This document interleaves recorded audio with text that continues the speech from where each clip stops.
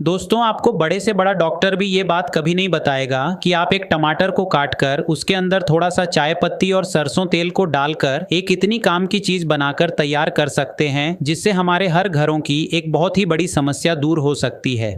दोस्तों, चाय पत्ती और सरसों तेल को इसमें डालने के बाद हमें इसे एक प्लेट में रखकर इसके ऊपर 2 कपूर को रख देना है और फिर इस कपूर को जला लेना है। और अब आइए आपको बताते हैं कि इसका हमें करना क्या है। दोस्तों, हमें अब इसे अपने घर के किसी भी कोने में रख देने हैं जिससे हमारे घरों की एयर क्वालिटी बहुत ही अच्छी हो जाएगी और आपके घरों से सारे मच्छर, मक्खियाँ, कीड़े मकोड़े और कॉकरोच भी भाग जाएंगे।